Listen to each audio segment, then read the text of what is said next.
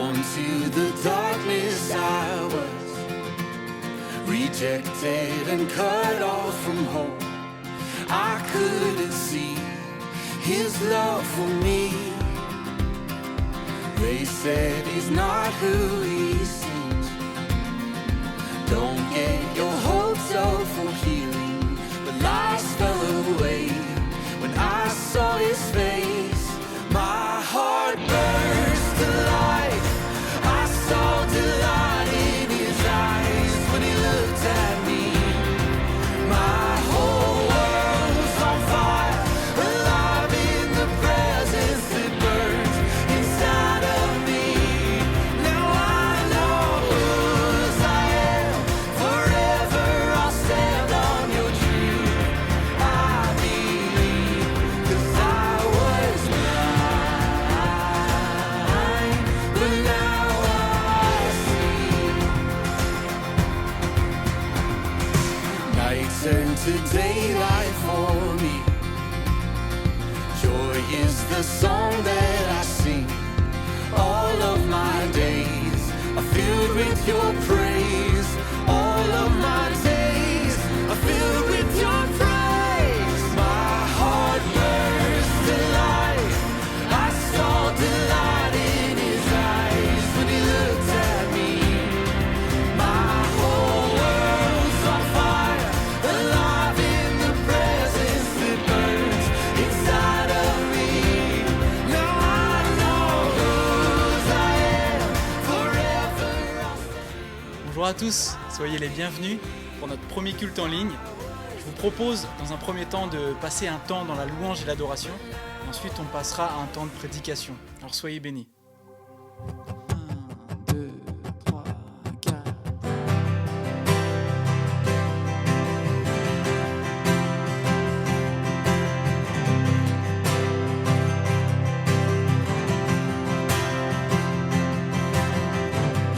Tu n'es pas un Dieu créé par la main de l'homme.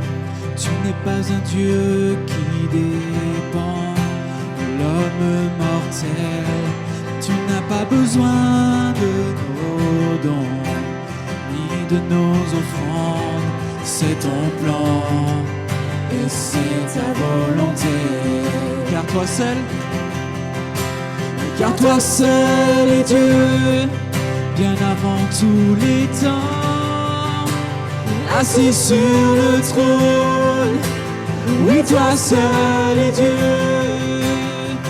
dans les bons ou dans les mauvais temps, assis sur le trône. Oui, toi seul est Dieu.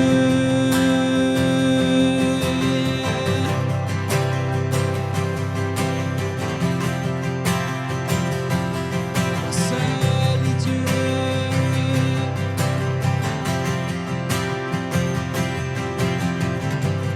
Tu es le seul Dieu, ton pouvoir ne peut se contenir. Tu es le seul Dieu, ta louange ne va jamais finir. Tu es le seul Dieu, toi seul Dieu, digne de nos offrandes. Tu es Dieu, et c'est ta volonté. Car toi seul est Dieu, bien avant tous les temps, assis sur le trône. Oui, toi seul est Dieu, dans les bons ou dans les mauvais temps, assis sur le trône. Oui, toi seul est Dieu, incomparable, incomparable, inébranlable, à l'infini. Oui, c'est bien toi, Dieu de l'univers, extraordinaire, Dieu de lumière. Oui, c'est bien toi, incomparable, incomparable, inébranlable, à l'infini. c'est bien toi, Dieu de l'univers, extraordinaire, Dieu de lumière, oui c'est bien toi, car toi seul est Dieu, avant tous les temps, assis sur le trône, oui toi seul est Dieu.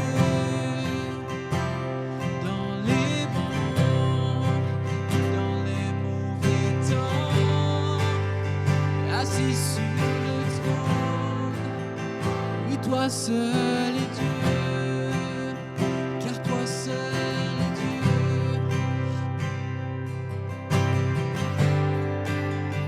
Assis sur le trône, assis sur le trône, toi seul est Dieu.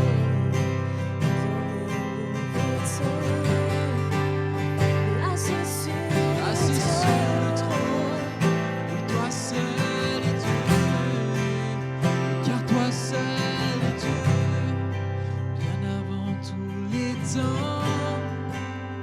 Assis sur le trône, oui toi seul est Dieu,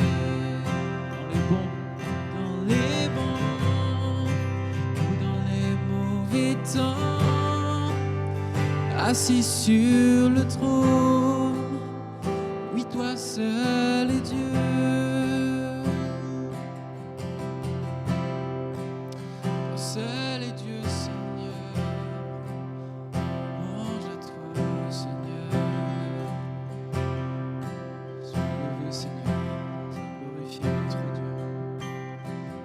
Assis sur le trône dans les bons comme dans les mauvais moments, tu ne changes pas, tu es notre Père. Merci Jésus.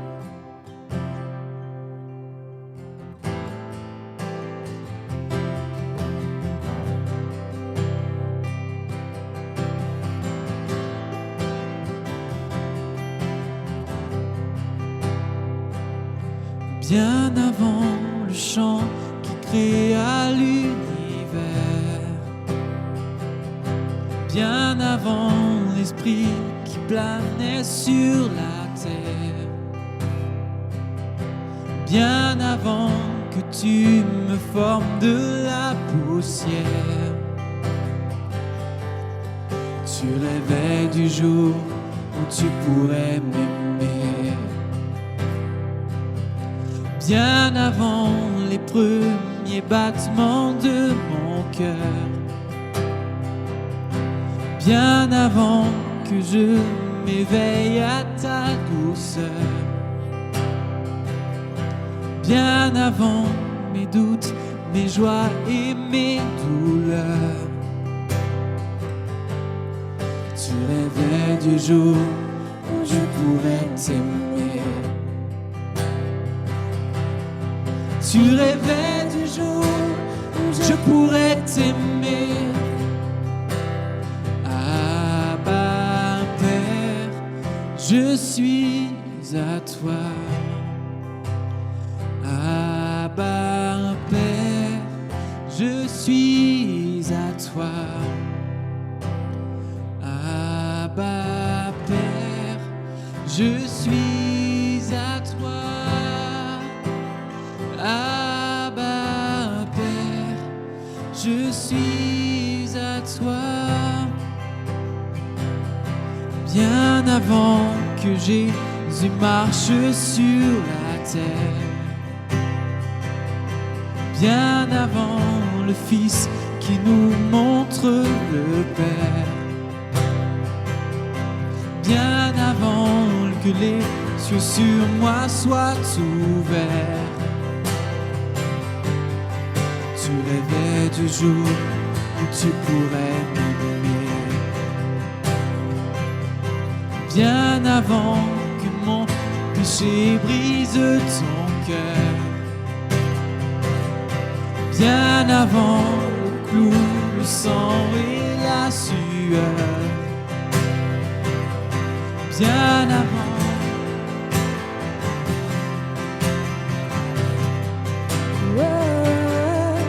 Tu rêvais du jour pourrais t'aimer.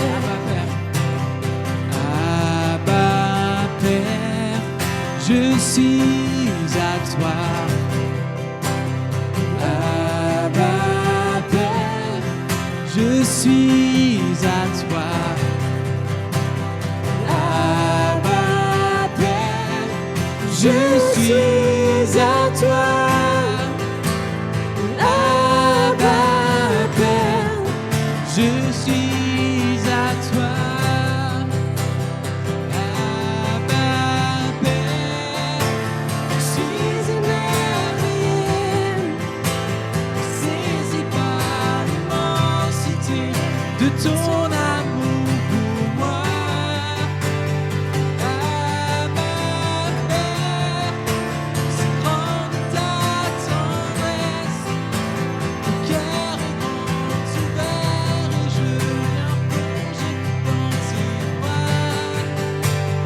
Abba Père, je suis émerveillé, saisi par l'immensité de ton amour pour moi. Abba Père,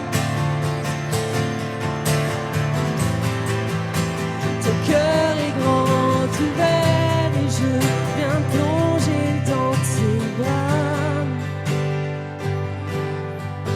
Abba Père, je suis à toi. Abba Père, je suis à toi. Abba Père, je suis à toi. Abba Père, je suis à toi.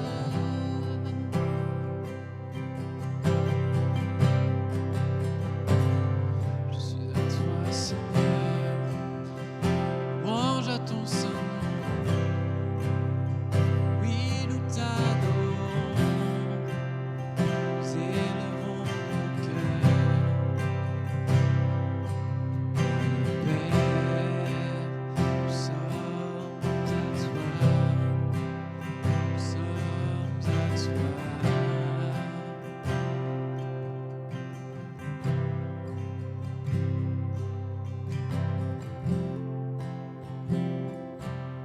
Nous sommes à toi. Nous sommes à toi, Seigneur Jésus, Jésus.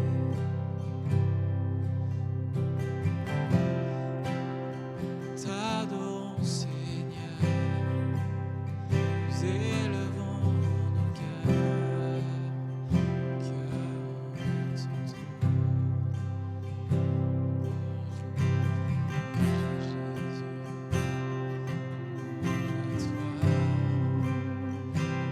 Nous élevons ton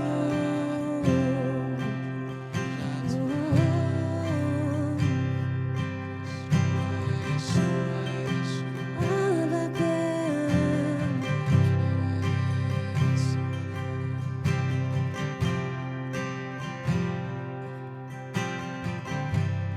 car tu es Dieu au-dessus de la terre. Tu établis ton trône dans les cieux. Car tu es Dieu au-dessus de la terre. Tu es le roi, tu es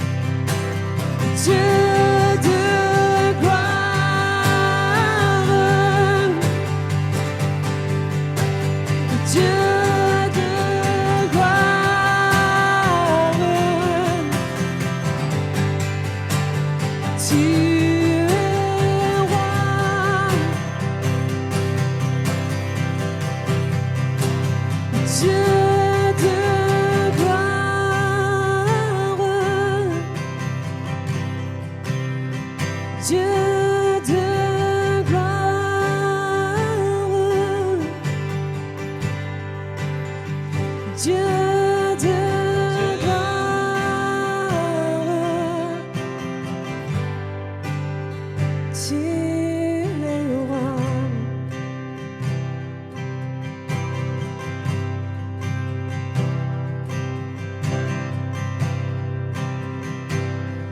Et tu es roi.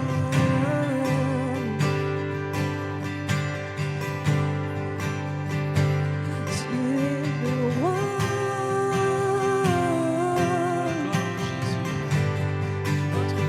Tu es roi.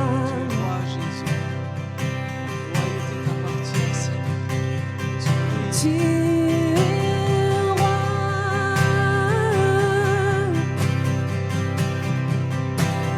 Tu es roi.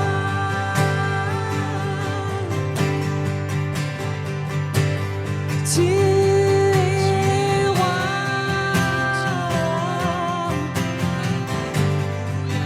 Tu es le roi.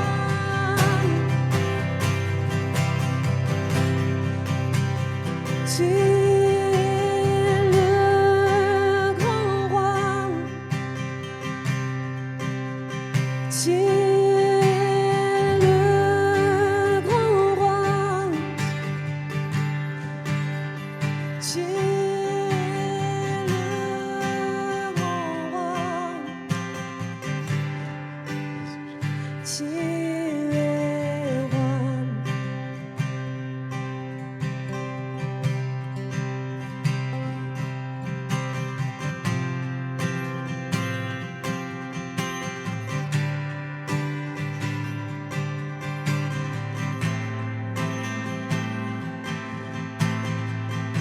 Seigneur, on veut être l'église que ton cœur attend. Dans ces temps difficiles, Seigneur, on veut être une église debout, forte. On veut que ton règne vienne et que ta volonté soit faite sur ce pays, Seigneur.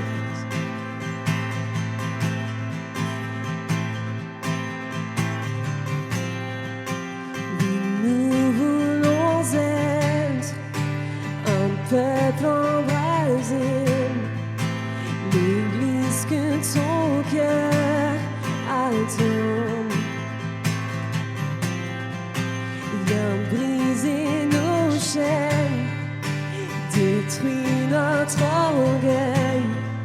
Seigneur, fais-le maintenant. Oui, nous voulons être un peuple embrasé, l'église que ton cœur attend. Viens briser nos chaînes, détruis notre orgueil. Seigneur, fais-le maintenant. Notre Père plein de bonté, nos cœurs à toi s'abandonnent.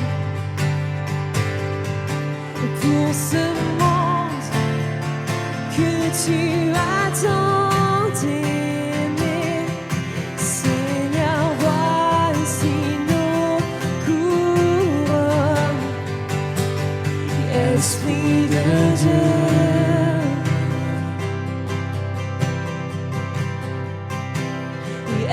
Esprit du Dieu vivant, souffle du nord, souffle du sud, souffle de l'est, souffle de l'ouest, Esprit de Dieu.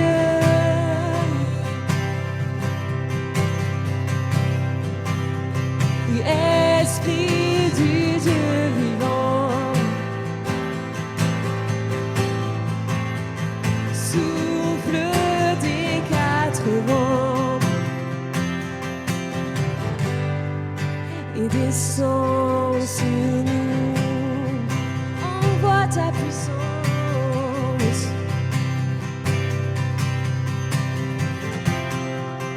envoie ta puissance. Rends-nous les témoins d'un royaume qui se répande.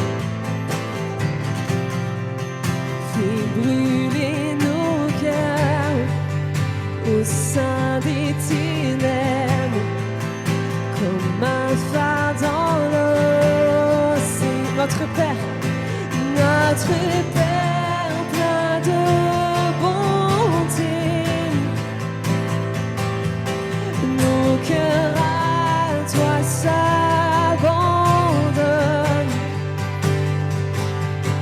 Pour ce monde que tu as tant aimé, Seigneur, voici nos couronnes. Esprit de Dieu,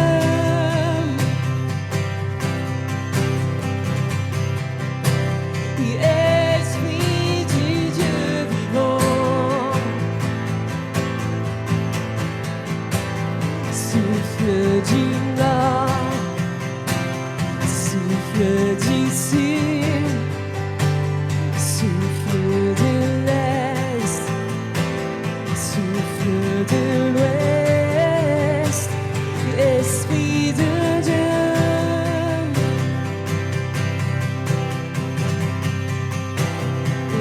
Esprit du Dieu vivant, souffle des quatre vents et descend sur nous.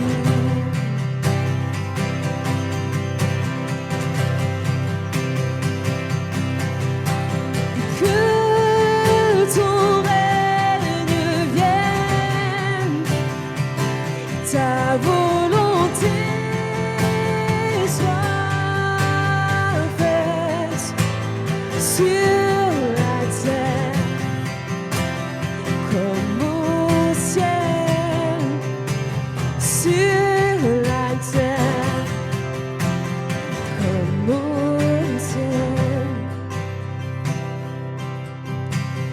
Que ton règne vienne, ta volonté soit faite sur la terre comme au ciel, sur la terre comme au ciel. Esprit de Dieu,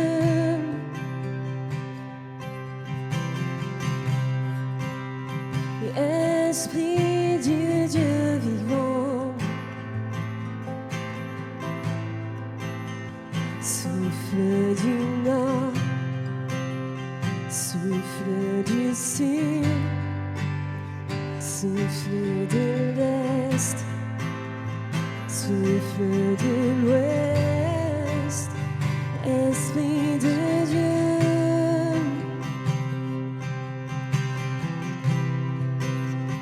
Esprit du Dieu vivant, souffle des quatre vents et descend sur nous.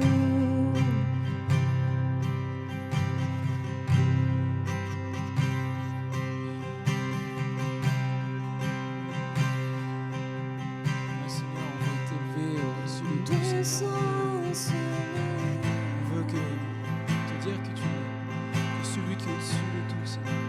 On veut te donner la gloire, Seigneur. On veut te donner tout ce qu'on a, Seigneur. On te l'apporte, Seigneur. Prends nos cœurs,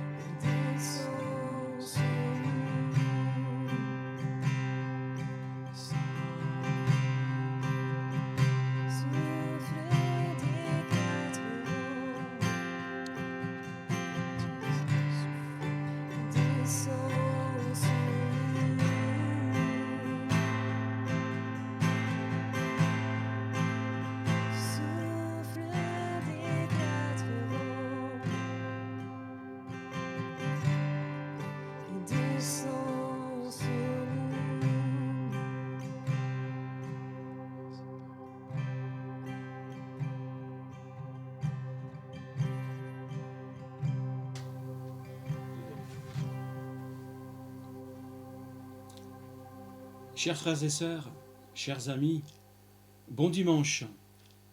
Heureux de vous retrouver pour ce culte ensemble et pour partager la parole de Dieu. Comme d'habitude, j'aimerais commencer par une question et vous poser cette question. Et qui pourrait dire aujourd'hui que tout va bien? Parce qu'on regarde la situation, on écoute les informations, on lit les journaux, on s'aperçoit qu'à travers le monde, il n'y a personne qui pourrait dire, dans la situation que nous vivons, tout va bien. Nous rediscutions avec mes garçons, avec ma famille cette semaine, et on se disait que ni eux ni nous n'avons connu une période comme celle-là, une période avec tellement de restrictions, où nous sommes obligés de rester confinés, où les liens sociaux sont coupés. Il nous semble que personne à travers le monde qui vive aussi ces mêmes situations ne pourrait dire tout va bien. Pourtant, pour vous encourager, j'aimerais lire un passage, une histoire, ou plutôt une partie de l'histoire d'un homme de Dieu dans la Bible, dans l'Ancien Testament. Cette histoire s'est déroulée il y a à peu près 800 ans avant Jésus-Christ. Cette histoire se trouve dans le livre des Rois, dans le deuxième livre des Rois, au chapitre 4 et les versets 8 à 27. Nous savons tous que lorsque les rois sont établis, ils sont mis en place, ils sont censés représenter l'autorité et faire régner l'ordre, la justice et l'équité. C'est leur devoir et leur fonction. Mais la grande majorité des rois du peuple d'Israël vont se détourner au cours de leurs histoires. Ils vont se détourner de Dieu et ils vont entraîner le peuple même loin de Dieu dans toutes sortes de débauches et de perversions qui vont l'éloigner encore de Dieu. Et Dieu, à ce moment-là, il va envoyer des hommes, des messagers, des prophètes, comme l'Ancien Testament les appelle. Ces hommes vont confronter ces rois, ces mauvais rois. Mais ces prophètes vont aussi consoler le peuple et leur annoncer qu'il viendra un Messie, quelqu'un qui sera encore plus grand que le roi en place, et ce sera le roi des rois. Et un de ces prophètes qui nous a apporté ce message est connu pour être un prophète thaumaturge, c'est-à-dire quelqu'un qui fait des miracles, un faiseur de miracles. Et vous l'avez très certainement reconnu, c'est le prophète Élisée. Je vous invite à lire ensemble cet épisode de sa vie. Il se trouve dans le deuxième livre des Rois, au chapitre 4, à partir du verset 8. Un jour, Élisée passait par le village de Sunem. Une femme, riche, insista auprès de lui pour qu'il accepte de prendre un repas chez elle. Dès lors, chaque fois qu'il passait par ce village, il s'arrêtait chez elle pour manger. Elle dit à son mari: « Je sais que cet homme qui passe toujours chez nous est un saint homme de Dieu. Nous pourrions lui construire une petite chambre sur le toit et y mettre pour lui un lit, une table, une chaise et une lampe. Il pourrait loger là quand il viendra chez nous. » J'arrête là la lecture parce qu'il me semble que ce texte nous apprend déjà une première chose. Premièrement, prépare une place dans ta maison pour Dieu. Oui, c'est ce que ce texte me dit, premièrement, lorsque je lis. La première chose, le premier enseignement que l'on peut tirer, c'est d'abord d'être reconnaissant pour tous ceux qui laissent une place à Jésus dans leur maison. Dans la Bible, nous avons plein de messages. Dieu nous parle de différentes façons. Et le type est une façon de Dieu de nous parler, de nous enseigner et de nous dire quelque chose. Le type peut être un personnage, ça peut être aussi un objet, ça peut être un événement. Ce sont ces choses qui annoncent un modèle bien supérieur que ce qu'il nous montre. Et Dieu va envoyer Élisée comme un type, pour anticiper la venue de ce prophète suprême, Jésus, le Messie, le roi des rois. Et là, ce couple-là, dans cette histoire, va manifester de la bienveillance à l'égard d'Élisée. Pourquoi ? Parce qu'ils reconnaissent en lui un homme de Dieu. Et même si c'est la femme qui suggère de préparer une place pour Élisée, j'y vois plutôt là l'image et le rôle du Père qui fait la place pour Jésus dans sa maison. Je te pose la question, toi, mari, homme, père, quelle place est-ce que tu donnes à Jésus dans ta maison? Et puis cette question peut se poser à n'importe qui, la maison de ta vie. Quelle place que tu donnes à Jésus dans ta vie, dans ton couple? Parce que Jésus est bien supérieur à Élisée. Même si tu pouvais inviter Élisée, ce serait une bonne chose. Mais si tu n'as pas Jésus, eh ben, tu n'as pas le meilleur. Élisée est un prophète qui a fait des miracles. Il a fait de grandes choses. Il a ressuscité des morts. Et même lorsqu'il était mort, on a mis les os de certaines personnes qui étaient mortes, qui ont touché ses os, et ils sont ressuscités. Il a aussi purifié des lépreux. Élisée, il a fait toutes ces choses. Mais Jésus est bien plus qu'Élisée encore. Élisée est mort. Il n'est pas ressuscité. Jésus, lui, il est mort pour pardonner tes péchés, mais il est ressuscité et il est vivant encore aujourd'hui, et il continue de sauver, il continue de purifier, il continue de restaurer encore aujourd'hui. Voilà, premièrement, tu dois faire une place à Jésus dans ta maison, dans la maison de ta vie et là où tu habites. Continuons cette histoire au verset 11. Un jour qu'Élisée repassait à Sunem, il alla donc se retirer dans la petite chambre haute et y passa la nuit. Puis, il dit à son serviteur Géasi, « Appelle cette Sunamite. » Géasi l'appela et elle vint se présenter devant lui. Élisée dit à Géasi, « Dis-lui, tu t'es donné beaucoup de peine en faisant tout cela pour nous. Que pouvons-nous faire pour toi? Faut-il parler en ta faveur au roi ou au chef de l'armée ?» Elle répondit, « Non, merci. Je vis heureusement au milieu de mon peuple. » Élisée demanda à son serviteur, « Que pourrions-nous faire pour elle ?» Géasi répondit, « Hélas, elle n'a pas d'enfant et son mari est âgé. » Élisée lui dit, « L'an prochain, à la même époque, tu tiendras un fils dans tes bras. » Elle s'écria alors, « Que mon Seigneur, homme de Dieu, ne me donne pas de faux espoirs, moi qui suis sa servante. » Deuxième chose qu'il est important de retenir, c'est que tu dois prendre courage si tu vis une période difficile dans ta vie, comme cette femme. Les bons moments de la vie contiennent bien souvent quelque chose d'assez paradoxal et d'assez ambivalent. Je vais prendre l'exemple de l'alimentation. Qui n'aime pas manger? Qui aime les bons petits plats? Et pourtant, dans ces aliments, il y a certaines choses auxquelles certaines personnes sont allergiques. Et si elles mangent de cet aliment, ils risquent de passer des choses très désastreuses pour leur propre santé. Tu peux avoir devant toi un mets bien appétissant et succulent, mais qui produit chez toi de la souffrance. Donc, pour beaucoup de personnes, surtout en ce moment, se retrouver en famille, c'est un moment de réjouissance, mais pour d'autres, cela peut être un moment douloureux et difficile. Se retrouver confiné, peut-être pour certains dans un espace même très étroit, peut être vécu comme une allergie pour certaines personnes. Et dans notre texte, nous avons là un couple qui semble bien aller, mais pour lequel ça ne va pas. Ils n'ont pas d'enfants. Ils vivent peut-être bien, la femme dit qu'ils ont tout ce qu'il faut, tout le nécessaire, et le texte nous dit même au début qu'ils sont riches, mais il y a quelque chose qui manque. Peut-être que toi, ce matin, tu te retrouves en famille, mais que ce n'est pas quelque chose de réjouissant pour toi. Tu crains ce moment, tu crains de pouvoir vivre avec les autres dans un espace confiné parce que ça te rappelle de mauvais souvenirs.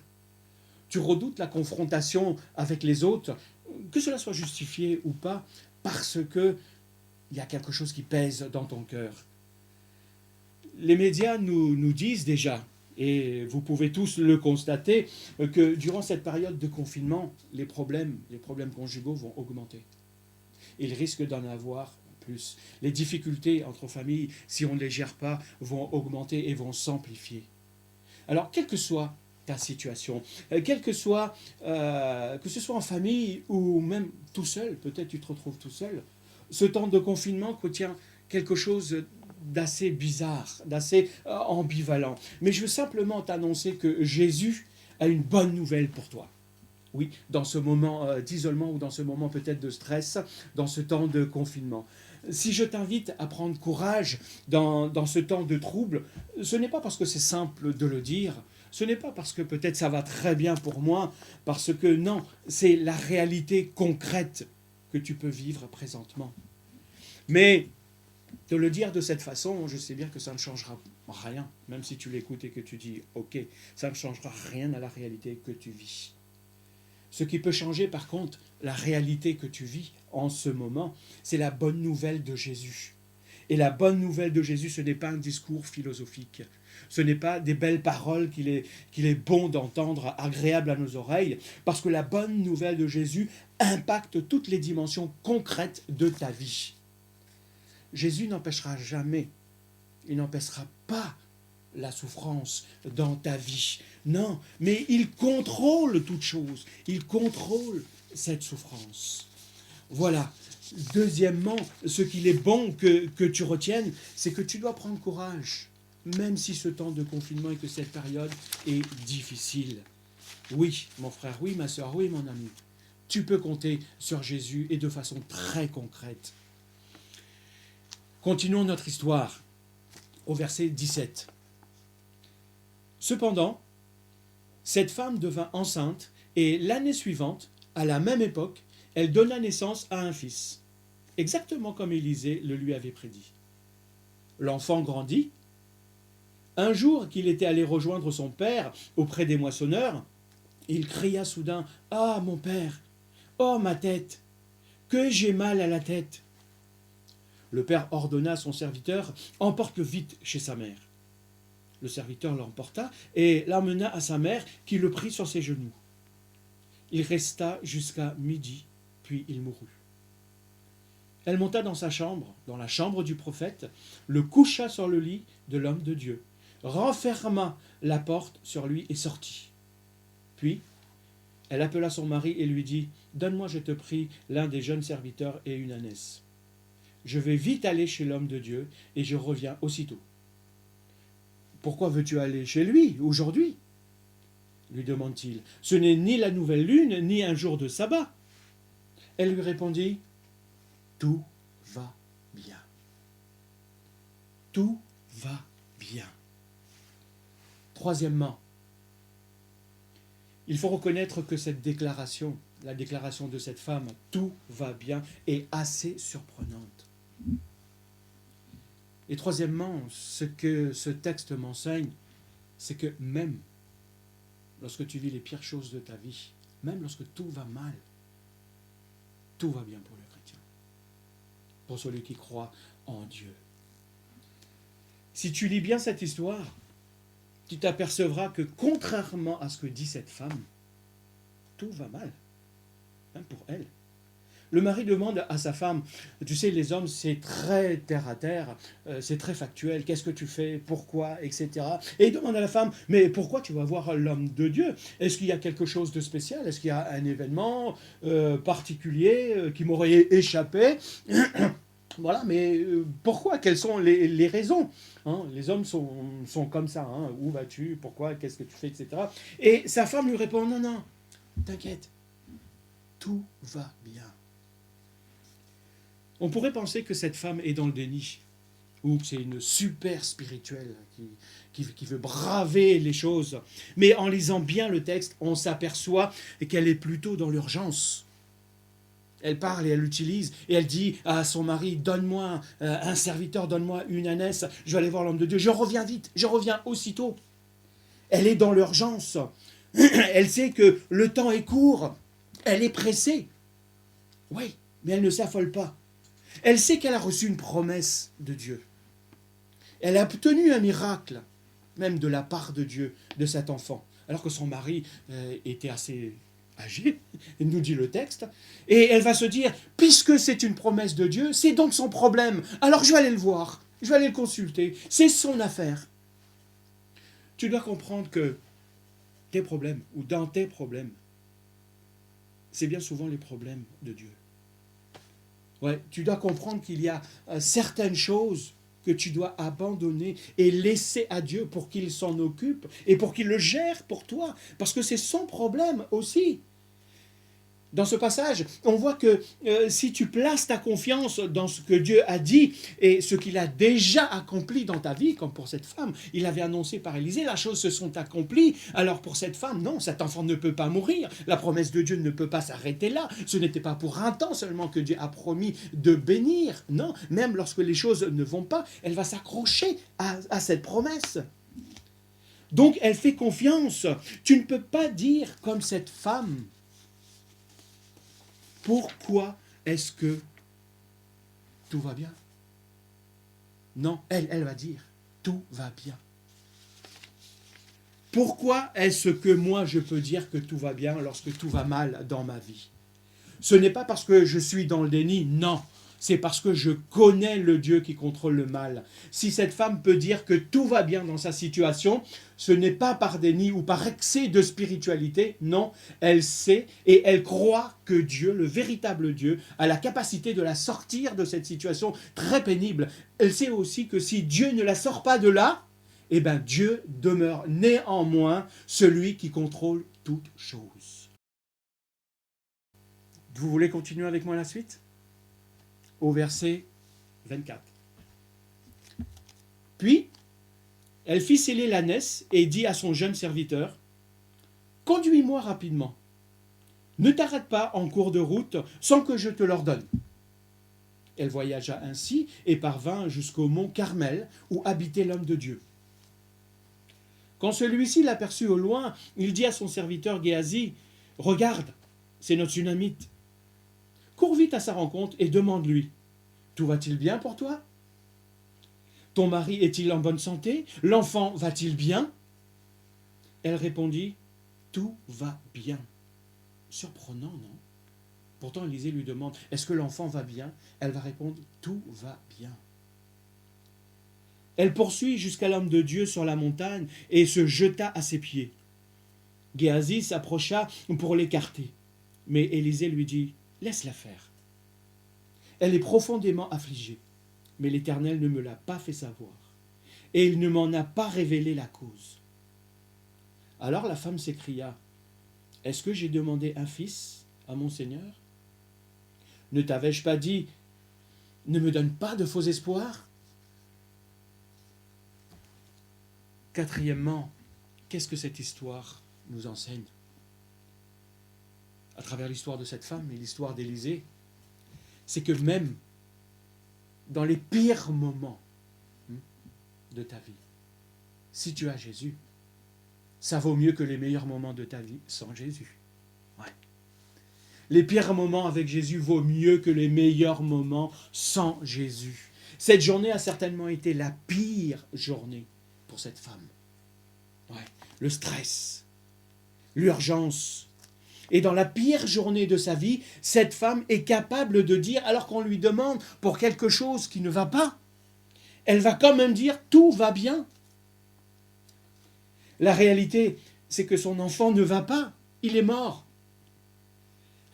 Son mari ne le sait pas non plus, mais lui non plus ne va pas bien. Et elle ne va pas bien non plus, puisqu'elle est affligée. Mais elle dit « tout va bien ». La vie est imparfaite. Oui, nous le savons. Et les pires journées de ta vie avec Jésus vaut mieux que les meilleurs moments que tu pourras passer sur cette terre sans Jésus. Et l'apôtre Pierre va le dire, et va nous le dire autrement, et il va dire, regardez les gens de ce monde, ils vivent les mêmes difficultés que vous. Mais la différence, c'est qu'ils n'ont pas d'espérance. Je disais à un frère qu'un vieux chef indien racontait cette histoire. Il disait qu'à l'intérieur de chaque personne, il y a deux loups. Deux loups qui se battent. Et à la fin, il ne reste qu'un seul loup qui remporte la victoire. Un de ces deux loups s'appelle le désespoir. L'autre loup s'appelle l'espérance. Et il pose la question, et je te pose la question, qui va remporter la victoire? C'est le loup pour qui tout va mal, ou c'est le loup pour qui tout va bien? C'est celui que tu nourriras. Pierre va dire, oui, nous n'avons pas la même espérance que ces gens de ce monde. Les gens de ce monde n'ont pas d'espérance. Tout s'arrête ici-bas. Nous avons une espérance. Et à tous ceux pour qui ce temps de confinement est difficile et est plutôt douloureux, peut-être c'est l'isolement, la solitude, j'aimerais te dire encore une fois que Jésus est présent avec toi. Il voit et il sait toutes choses. Si cette femme dit que tout va bien, ce n'est pas parce que ça va bien pour elle, mais parce que le plan de Dieu, et elle le sait, pour sa vie est parfait. Et le plan de Dieu pour ta vie est parfait, quoi qu'il t'arrive. Joseph, l'un des 12 fils de Jacob, vous savez, il a été vendu par ses propres frères. Il a été trahi. Mais dans la providence de Dieu, lorsque Dieu va conduire les choses pour que ses frères arrivent devant lui et qu'il y ait pardon, il va leur dire que Dieu a transformé le mal qu'ils ont voulu projeter en bien. Paul va dire que tout concourt au bien. Je sais que tout chrétien aime ce verset qui est bien souvent mal compris. Paul va dire que tout concourt au bien de celui qui aime Dieu dans Romains 8. En fait, tu regardes tes difficultés et tu te demandes ce qu'il peut y avoir de bon dedans lorsque tu entends ce verset.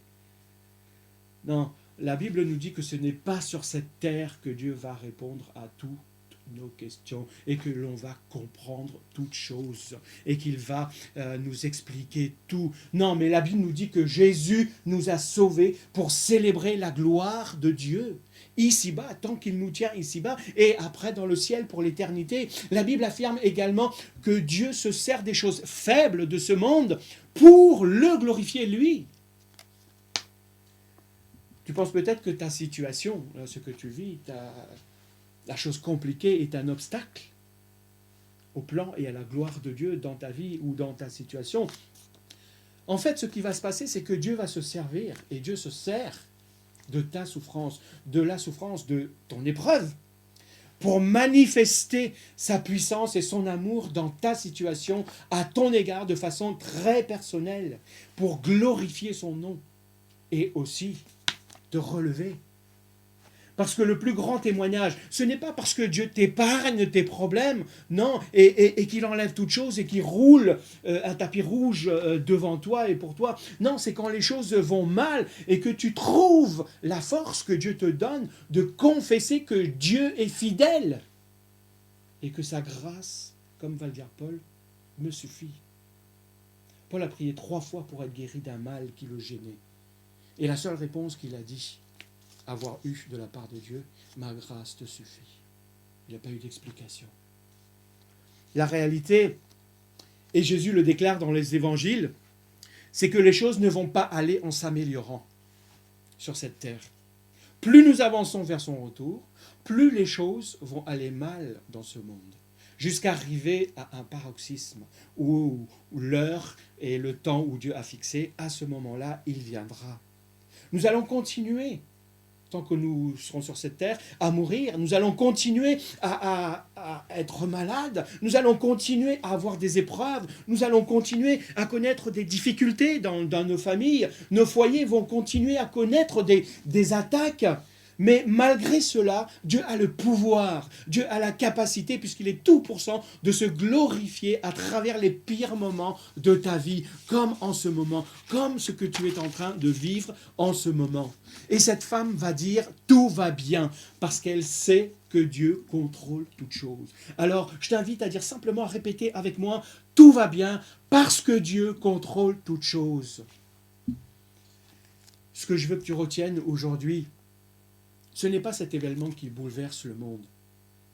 Je ne te demande pas de rester insensible. Non, nous voulons être sensibles et nous sommes sensibles à ce qui se passe dans ce monde. Nous ne voulons pas minimiser les dégâts et les conséquences de ce qui se passe et de la situation et rester dans l'inaction. Non, nous devons nous mobiliser dans l'action et dans la prière. Mais je veux que tu saches que Jésus demeure la bonne nouvelle même dans cette situation. C'est la seule bonne nouvelle. Quelle que soit la source ou l'origine de ce qui se passe dans ce monde, je ne vais pas polémiquer là-dessus, mais il demeure néanmoins que c'est une conséquence du péché. Et le diable s'en sert pour nous détruire aussi. Mais la Bible nous dit que Dieu a tant aimé le monde qu'il a donné son Fils, Jésus, qui est venu sur cette terre, mais sur cette terre complètement déboussolée, lui aussi quand il est venu à son époque. Il a mis les mains à la pâte de souffrance, la pâte de difficulté, la pâte de solitude, de retrait que l'on peut vivre et ressentir aujourd'hui. Il a vécu notre misère. Il sait ce que cela signifie, être tenté, souffrir, vivre dans l'isolement, être méprisé par ses proches même. Et il a connu cette tension morale, psychologique et même physique, jusque sur la croix. Lui, le Fils de Dieu, qui a vécu une vie parfaite, il a connu la mort. Et non pas une petite mort douce, tranquille, dans son lit, si la mort peut être douce. Si certains l'expriment de cette façon. Mais il a connu une mort atroce, une mort pitoyable, à cause de toi, à cause de moi. Afin que, par lui, par sa mort et par sa résurrection, tu deviennes pur de ton péché et que ta souffrance puisse être déposée à sa croix. La Bible nous dit que Jésus a porté nos maladies et nos fardeaux à la croix. Et Jésus est un prophète plus grand qu'Élisée. Parce que Jésus est Dieu. Et il est ressuscité. Et la bonne nouvelle, c'est qu'il contrôle toutes choses parce qu'il est sauveur et Seigneur. Et je le désire, j'espère qu'il est le sauveur et le Seigneur de ta vie aussi, et de ta maison, de ton foyer. La Bible nous dit que de nombreux malheurs atteignent le juste, mais l'Éternel l'en délivre. Mais la délivrance n'est pas toujours celle que tu penses. Elle ne vient pas toujours de la façon dont tu l'as imaginée. Et la bonne nouvelle dans cette situation que nous vivons, dans cette situation de trouble que chacun peut connaître aujourd'hui, c'est que Jésus a toujours le dernier mot. Eh oui. Je ne sais pas si ça vous est déjà arrivé, lorsque vous voulez faire une démarche en ligne, vous appelez, ou même dans certaines administrations, vous arrivez vers quelqu'un, vous remplissez, et la personne vous dit « Ah non, moi je ne peux pas. » Pourquoi ? Parce que c'est pas moi qui décide. Elle vous envoie vers quelqu'un d'autre. « Ah oui, mais ça, c'est pas moi qui décide. » Que ce soit au téléphone, et ainsi de suite, et ainsi de suite. Dans une situation, ça m'est arrivé de dire « Mais écoutez, mais quelle est la personne qui prend des décisions ici ? Trouvez-moi cette personne, afin que l'on puisse régler le problème. » Et moi, je peux te dire que la personne qui prend toutes les décisions de ce qui se passe dans ce monde, c'est Dieu. C'est Jésus lui-même. Et de ce qui se passe dans ta vie. Dans l'organigramme de ce monde, c'est Jésus qui détient le pouvoir décisionnel suprême. Et oui. Il peut transformer le mal en bien, mais quelquefois, il permet le mal. Mais il continue quand même d'agir et de t'accompagner à travers ce mal afin de te transformer, de t'affermir et afin que son nom soit manifestement glorifié dans sa vie. Alors face à ce défi, il faut croire ce que je suis en train de te dire. Eh oui, il faut le croire. Et ça, c'est une question de foi. Mais chacun pourra avoir sa définition de la foi. Alors je vais vous donner simplement la foi, qu'est-ce que c'est ? La foi, c'est quoi ?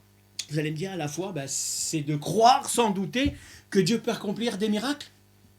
Oui, certains le croient et je le crois aussi. Mais la foi, c'est aussi croire que Dieu peut faire des miracles, mais c'est croire que Dieu demeure le même Dieu bon, fidèle, tout-puissant, bienveillant, même s'il ne fait pas de miracles. C'est aussi la foi qu'il nous faut manifester dans ces situations-là.